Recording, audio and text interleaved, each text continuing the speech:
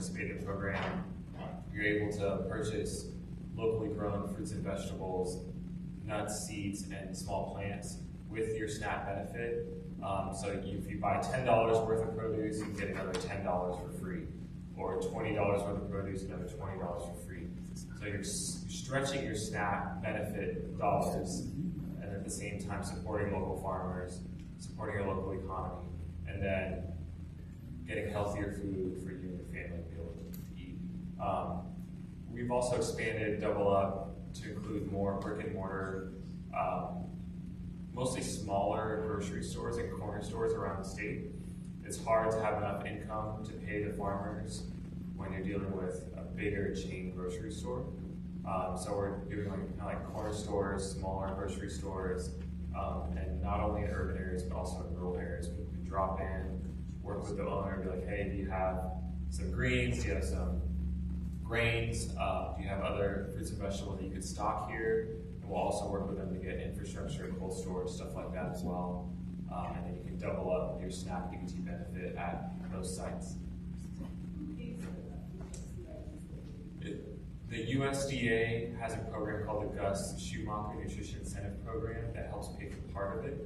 But the primary source of funding for Double Up is through our state legislature. So we've had to play an active role in our legislature to be able to get initially one-time funding all the way back in 2018. And then after that, some like 1 year, 2 year, and eventually we got some 3-year funding. So there was active, effort at the legislature to get state general fund dollars. We got some COVID relief dollars as well during the pandemic. But the demand for the program definitely outweighs the amount of investment our state has put into it. So it's an ongoing task for us.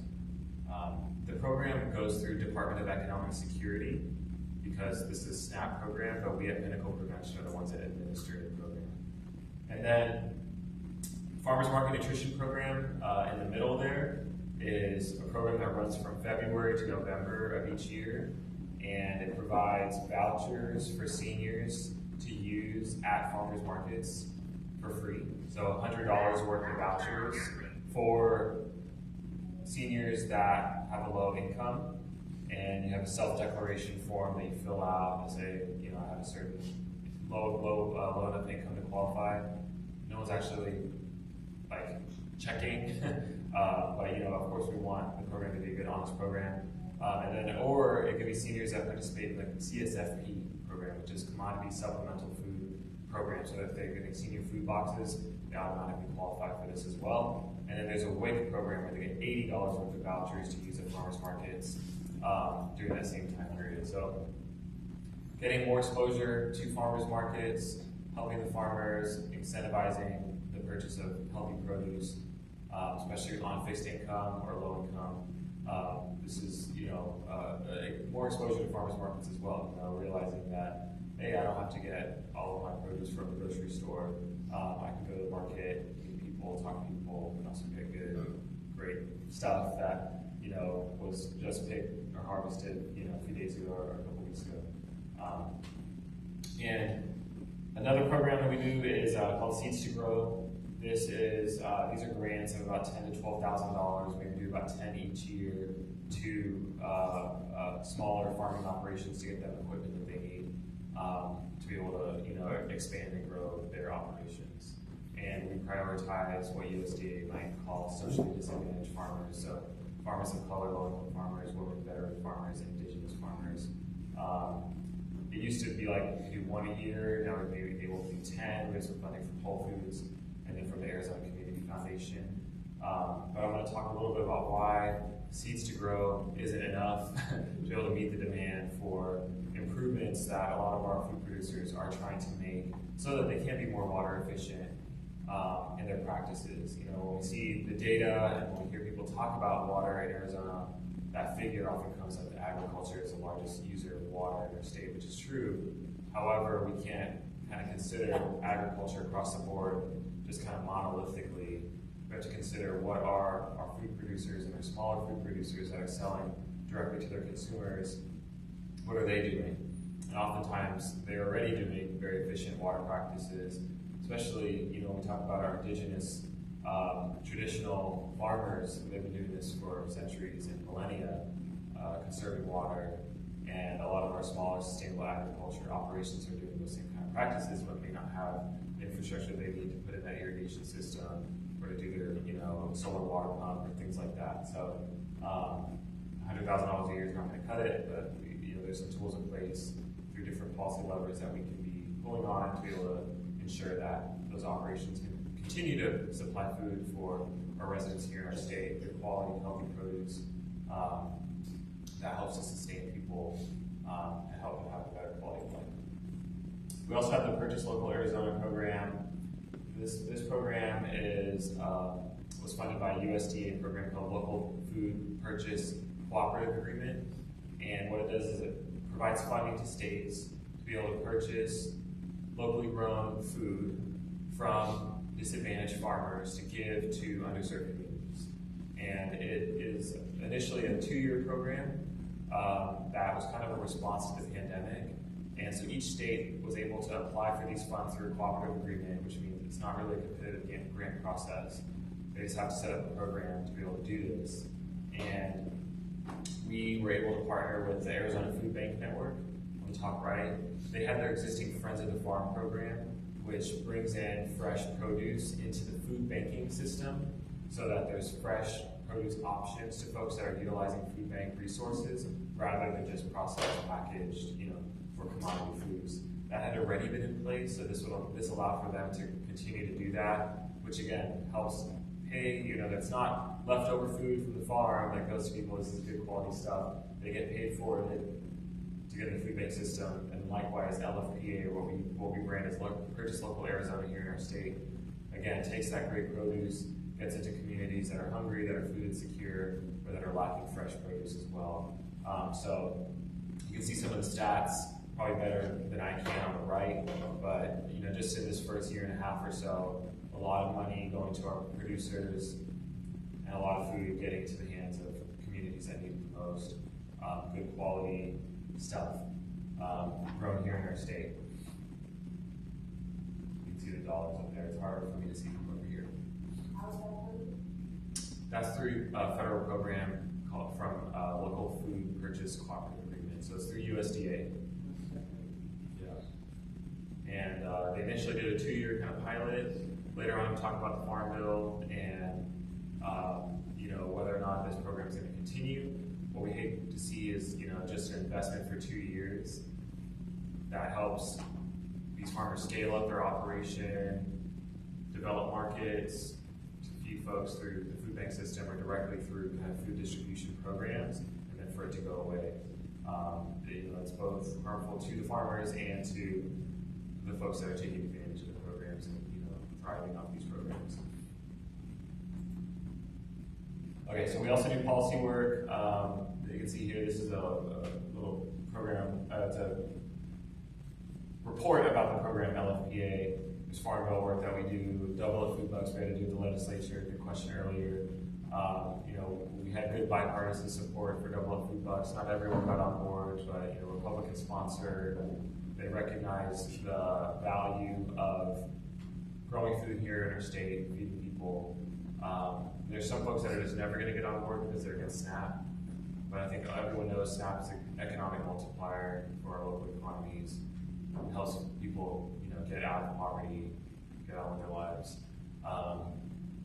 And then below you can see this photo here is a couple years ago we worked with a lot of different stakeholders around the state to develop an agriculture apprenticeship program that's housed at the U of A Cooperative Extension. The average age of farmers in Arizona used to be about 61. I think it's since gotten a little bit lower, but our agriculture workforce is also aging out of the system, and so we needed a way to get new, beginning young farmers into the pipeline. So that's a 2-year pilot program run by U of A now. It pays the apprentices money, and then it helps food producers, ranchers get staff to be able to run their operations, which are few and far between. And this past session, we worked with farmers, stakeholders around the state to pass some legislation that Governor Hobbs signed to reduce municipal permitting restrictions for the construction of hoop houses. Hoop houses are shown in the picture there. They help to extend growing seasons. They help to protect produce and farming from extreme weather. And we ran into farmers, oh, the county is telling us we have to take this thing down. We didn't have the appropriate permits. We didn't pay enough, permitting fees or whatever to get this thing up. So again, bipartisan support. Even senator that often has made my blood pressure increase many times made an amendment to the bill to help it get across the finish line. So that's our approach to this work, is helping folks realize the value to farming, the value to our communities, and being able to have good infrastructure for what farmers need to do to make their operations successful and feed people. When it comes to the Arizona Food Systems Network, this is a statewide food policy coalition or council. All the little dots across the map are regional or local food coalitions that exist around the state. Like there's a Maricopa County Food System Coalition. There's a Pima County Food Alliance. There's Flagstaff Food Link. Different local coalitions around the state. So we kind of call ourselves the coalition of coalitions. And it's practitioners, advocates, leaders from around different states or different counties within the state. They all have a shared interest in collaborating to improve the food system for all. And we do that through advocacy, capacity building, deepening relationships, and incubating, innovating new ideas. And I alluded to this earlier, that there's this food action plan. This plan initially is a 3-year plan. We're currently in the process of updating for the next 5 years. So we just want to organize all the practitioners and advocates around the state to have some goals, objectives, strategies that we can work on together, that we can also track progress on, to know that we're making a difference in the food system as much as we can, given all of these different pressures happening around us. In this first iteration of the plan, there were 4 priorities, along with our Indigenous Food Sovereignty Work Group. And each one of those work groups meets every 2 months and are always looking for new members. So I can, get that information to you if you're interested in one of these particular topics. We meet via Zoom, and then quarterly we meet all together as a broader network to report progress and updates. And recently we also had some in-person planning meetings for the update of the food plan, and more of those are planned in the next few weeks and months as well. So looking at the land and water, for this topic today is probably the most pertinent to our conversation. And one of our objectives for the land and water work group is to engage at least 20 food producers to implement or improve water-efficient agricultural practices to reduce demand on our limited water supply. And this is our dashboard. It's on our website, azfsn.org. You can see that we've had kind of 8 different producers that we've been engaging with that have found different ways to implement more efficient technology on their food operations. And these are 6 of them that actually were funded through Seeds to Grow. And you can see here, the first one, Black Ranch, this is in Williams. They're doing all kinds of ranching, all different kinds of animals, really great high quality protein products. And they were able to, use the funding to do some better watering systems to feed their hogs. Desert Sky Produce is down in Cochise County. Better irrigation system, solar well, Ganado Family Farms. This is the Navajo Nation. Irrigation for their fruit trees and for their crop beds. And then the Phoenix Local Organizing Committee works to get produce to low-income families in the Phoenix area, and they were able to do a solar water pump. I'm not actually sure where they operate their garden or their small farm out of, exactly in Phoenix. And then Regenerating Sonora, this is in Superior. They're also doing solar water pump, Sunset Garden, water pumps, water storage, irrigation kit. So a lot of these smaller food production operations already know what they need to do. They already have the knowledge. They're learning from other farmers. They just don't have the funding to build out the infrastructure they need to conserve water. And they're putting their best foot forward. They're growing food. They're also trying to be efficient with the water, learning from traditional indigenous practices. That may not be the case with a lot of our larger agricultural operations around the state that are maybe sucking a lot of the water, contributing to a higher percentage of water usage, both from Colorado as well as other water sources, groundwater, etc. And I just want to throw in some photos from Desert Sky. This is their irrigation system. This is out in the White Mountain Apache lands, the Day of the Kio, which means the People's Farm. These photos are actually quite old. They've since updated their irrigation system with funding from the Natural Resources Conservation System, USDA NRCS funding, which also helped pay for a high tunnel or a hoop house as well. And they have a farm there, they have a garden, they're providing jobs to White Mountain Apache members, and there's a restaurant nearby, they're selling at the market, like this really cool stuff that's happening around the state when we allow and invest in our local food production operations. This is coffee pot farms in Navajo Nation as well. And up in Navajo, there's more water underground, but do they have the well infrastructure to be able to access that water? Coffee pot farms for a long time was hauling water by truck. Every couple of days, just going and filling up big basins and bringing them back to the farm.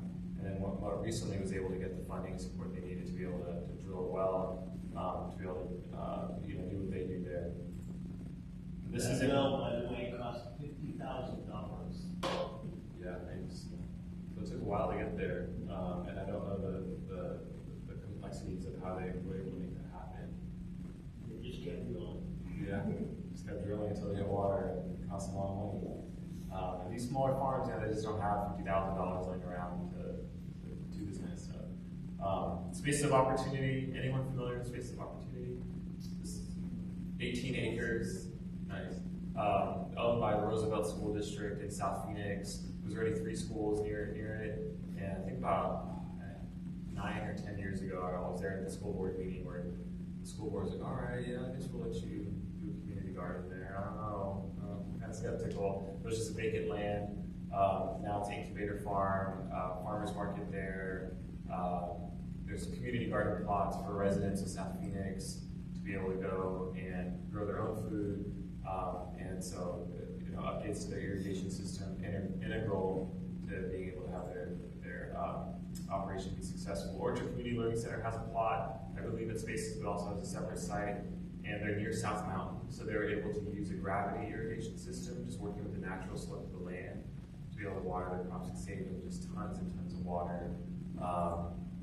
This is Nuestra Tierra at the Southern Arizona Food Bank in Tucson, and they have this huge rainwater harvesting operation there that pulls water off the roof of this warehouse and is able to water a certain percentage of their plants and crops that they're growing there in this large community garden. And I just think about, here in Maricopa County with all these, who did I mention the chips? You mentioned the chips. Like all these big buildings, manufacturing facilities.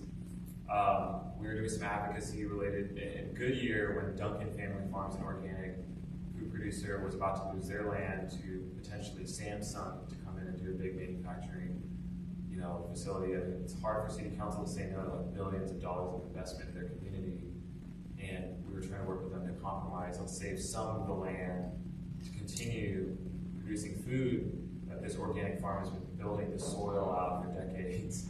And they weren't really budging. It ultimately went to a city near Austin, Texas, but it's going to happen eventually, right? So as these manufacturing facilities, warehouses along the 303, wherever, are building, like why can't we think about doing some ag and then maybe pulling water off the rooftops? This can happen even in our homes. What are cities doing to support rainwater harvesting? If you're doing a backyard garden, front yard garden, or a school garden, is there infrastructure to be able to do that, to be able to save that water? And they're doing a good job in Tucson. I think Brian Lancaster is the one behind a lot of these things. And I've still yet to meet him, but I've heard his name so many times. Harvesting rainwater.com, probably learn a little bit more. And just think about, even if you're doing a little garden in your backyard, what can you do on a small scale? It's kind of fun. It's good for the environment. So I'm nearing the end. Last few slides here. So when it comes from the federal government, the way that they've been investing in water conservation as it relates to food production, the IRA, the Inflation Reduction Act of 2022, that was signed by President Biden, helped to really invest in conservation agriculture through these 4 programs primarily. Conservation Stewardship Program, EQIP, that Bobby mentioned earlier. I think it's kind of changed from what it used to be. And then Agricultural Conservation Easement Program, we're looking at land and conserving land for agricultural production. And, I noticed, we can't talk about water without talking about land. I noticed, Bobby, when he starts talking about his issue, the land came first before talking about water, because if we don't have water, or if we don't have land to be able to continue the history and the heritage of agriculture in a kind of sustainable and responsible way, there's no way that, for us to be talking about water for food production. Regional Conservation Partnership Program, so I don't have all the details, but if you want to spend some time on the USDA website and look through these programs, you'll see that there's a huge demand for this type of funding to help farmers save land, make improvements, implement new technologies, and there just wasn't enough funding to meet that demand for a long time. All these programs help to reduce carbon, improve sequestration of carbon, increase resilience to extreme weather and climate events, improve production of their operations, more efficient production, diversity of crops that they can implement and grow. So we think, as we're moving into this next farm bill, which was the process was supposed to start last year, it's moving into this year, have to build upon this IRA funding that's been implemented to help support this kind of work at a baseline, and then continue to make policy improvements as we hear from farmers, from ranchers, especially those that are underserved, socially disadvantaged farmers, about what's working, what's not working for them. Even the application process for this stuff is so daunting. And they're farming every day, and they have to fill out these complicated applications, do all the requirements. So, technical assistance is needed. Bringing and convening farmers together and ranchers together to learn from one another is needed. All that takes money. When it comes to a couple of these programs, CSP and EQIP, just in 2023, there were 34 funded IRA applications interstate, which is great. I don't have all the details. I'm sure I could do some more digging to find out which specific kind of farms, were funded with this. And then 30 farmers were turned away, and then however many dozens or more that didn't even apply because the process was too difficult and complex for them to understand. It was about $5 million of funding that was obligated. Is it the larger farms that are being able to take advantage of this? I'm not totally sure. And then, so the 7% of the applicants weren't funded. They're trying to do good things. They're trying to do things that are protective of the environment, the climate, and improve water efficiency. But again, there's not enough funding for everyone. So when it comes to the Farm Bill, this is the name of the Senate Farm Bill, the Rural Prosperity and Food Security Act. As we know, you know how many Democratic members of our U.S. Senate there are? Anyone? 51. 51. So 51, there's a 2-seat majority in our U.S. Senate. The type of farm bill that they put together that was just put on the table recently, it commits to reinvesting that IRA funding into those 4 critical working lands programs, the EQIP, the CSP, the other 2, and then permanently improving these programs, accessibility of those programs. There's support for small and mid-sized farms, improve access to working lands programs for more of these diverse operations. Maybe they're trying to do unique kind of produce or something like that. Or even what's become unique is just what's native and desert adapted for us, rather than doing the things that are using a lot of water, things that I appreciated Bobby talking about, help heal a river, get through hard times. when the water was diverted, and then is still here today. These are the types of things that like native seed surge, a lot of these smaller sustainable agriculture operations are trying to grow that they know are responsible and that thrive here in the heat and the dry climate. So support for urban agriculture as well. I think we all like community gardens are hard to keep running, but there are some that are successful. Permanent authorization of the local food purchase assistance program that I mentioned earlier, LFPA, that gets the food from those socially disadvantaged farmers to underserved communities. And then there's a tribal set aside for that, so tribes can apply directly to their own pot of funding for that if that's something they're interested in. And then invest in the Double Up Food Bucks federal program, the Gus Schumacher program, and the Seniors Farmers Market Nutrition program. So it's a pretty good package, but what happens is the House version, the Senate version, they come together, they compromise, hopefully. The House has, I don't know how many, a larger majority of Republican members of the House, 222, something like that, versus 20 less. When it comes to the House Farm Bill, there's the Farm Food Nutrition or National Security Act. That's the House version. It raises subsidies for commodity coverage.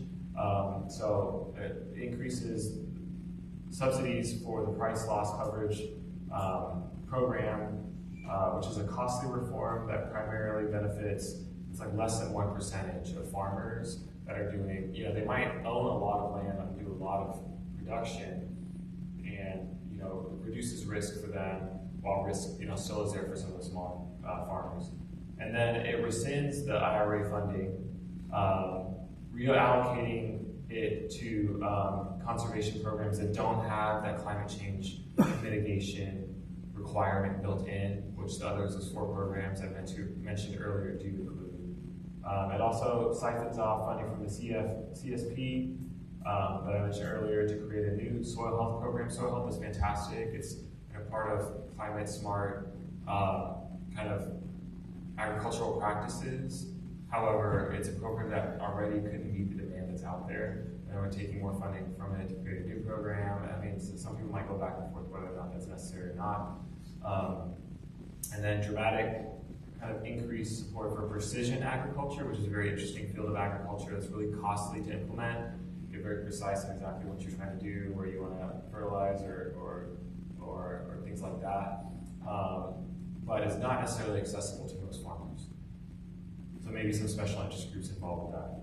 And then a new competitive food box pilot program, rather than continuing support for LFPA, which is that 2-year pilot program I mentioned earlier.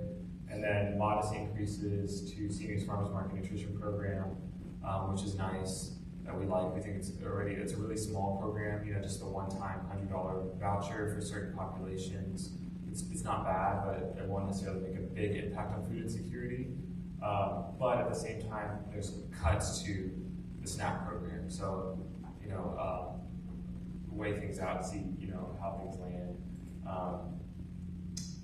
So get involved with the Farm Bill, try to see if there's ways that you can talk to your congressional members, or, write letters, make phone calls, or working with your advocacy groups to try to get in contact with staff and just say that, hey, these things matter to us.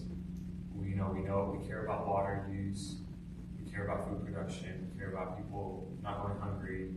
What are you doing to help ensure that is prioritized in the Farm Bill amongst all the other things that they're trying to accomplish in that? And then when it comes to state and local policy solutions, this is an election year for our state legislature as well, where we have, 1 seat, Republican majority in each chamber, and then we have a Democratic governor, which has made for some interesting politics in the past couple of years. But as this new election cycle comes, every legislator on both sides of the aisle care about water. However, are they tuned into how water and agriculture intersect, and how water and food production agriculture, especially on smaller, more sustainable nature, intersect? Just ask them, is this something that you're interested in? What are your thoughts on farming here in Arizona? Is this something that needs to be preserved? If so, what type of farming? Just have conversations with them. I think we'll learn, where people sit and where they're at. I think most people care about farmers, where most people care about people eating. We can find common ground on these issues. We just sit down and talk about it. So as new candidates are coming into the picture, as others are trying to get reelected, have conversations about these things. And then we can also introduce legislation, kind of like the Hoop House bill, or maybe there's something that we want to do for water, I think there are things out there, but maybe there's things that we want to expand for our smaller, sustainable farmers. And then when it comes to our local decision makers at the city and town level, I threw in a couple of pictures here. The bottom left is the city of Phoenix has a backyard garden program, which is really fun. They were able to get some funding from COVID relief, and they're working with 3 different types of backyard gardens. There's a layer garden, which is photographed there. There's raised beds, and then there's an aquaponics model where you use fish underneath and stuff like that. People are able to put these things into their backyards, and they get support from the contractors, and they're able to produce food for their families, teach their kids where their food comes from. That's just one program, but we don't see a lot of cities doing anything related to water, rainwater harvesting. The other photos from the city of Flagstaff, which has had an ordinance for a while on new construction and implementing rainwater harvesting infrastructure. And so that looks different depending on if it's commercial or industrial or single-family residential and stuff like that. But they've had that in place for, I think, 15, 20 years. So, we can talk to our local leaders, whether it be staff, city council, planning departments, planning commission, about these same issues. Like, hey, is there something that we could be doing? Let's take a step beyond just, our own individual practices at home about using water or at our places of worship. And then what about kind of saving some of this water that, we get from our rainfall to be able to, water the school garden and things like that. So those are just some ideas of ways to engage at the federal level, at the state level, at the local level. Obviously, we would, encourage y'all to get involved with AZFSN in our work group meetings if you have the time and the energy. The Land and Water Access and Protection group meets on June 11th. Indigenous Food Sovereignty Work Group meets on the 12th. And we have Zoom links. You can register for the meetings. You'll get a Zoom link straight to your email. And we have a calendar of events on azfsn.org. That's Arizona Food Systems Network, so azfsn.org. And then you can also get involved in our planning for the next food action plan. If there's a priority that you think really needs to be on the table, the stakeholders can work on together, then bring that to the conversation so that as we develop our new priorities, we have those existing 4, now we're reworking them. Maybe one of them or 2 of them will drop off, new ones will be on board, and you can have a say on what stakeholders from around the state are working on.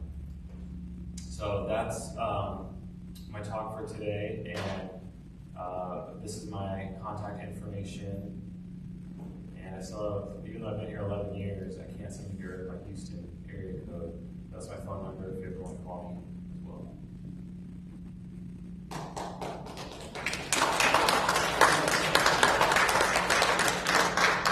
Question? Yes. I have a question that would be for you or Bobby or both.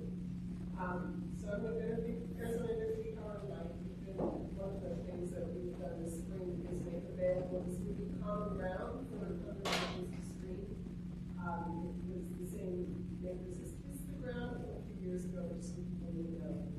And so it was chosen by our national organization we're affiliated with. So I'm wondering if regenerative farming, what does that look like in Arizona? Because they gave, in this movie, which was great, but they gave Midwestern examples. And so I'm wondering, is it something that's possible in Arizona? And it has to do with not tilling the ground, this mixture of cover crops and the target crops, as well as using livestock in mix. What does that look like in Arizona? Myself, I'm pretty much involved in that. Very personal, like I said, national farming, all that involved. And I attended one of those. I saw the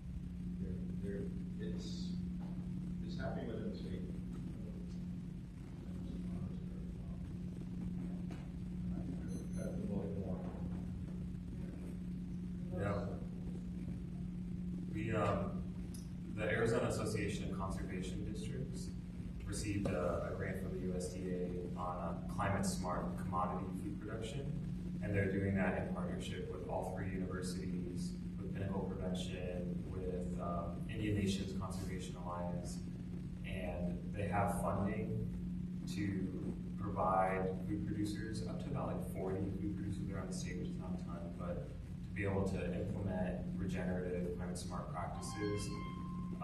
They can apply for the funding once that opens up, like $1,800 per acre, something like that. It's still in the works, but right now Pinnacle is in the process of doing farmer and rancher listening sessions to hear about which practices they're already doing, and then which practices they would like to do, and then what their barriers are being able to do that. And so what we found is a lot of these smaller farmers are already doing some of this like low till, reduced till, they're doing cover crop, they're doing kind of different variations of crop rotation, they're integrating livestock, kind of water efficient practices. Like, it's happening in bits and pieces, but you know, the main 2 barriers have been the cost of doing it and the infrastructure needed to do it.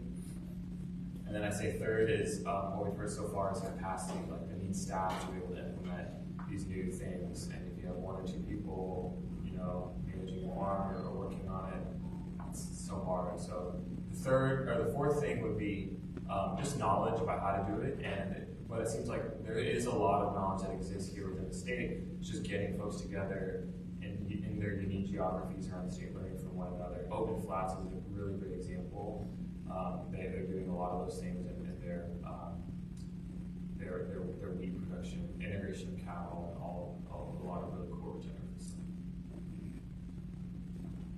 Thank you again.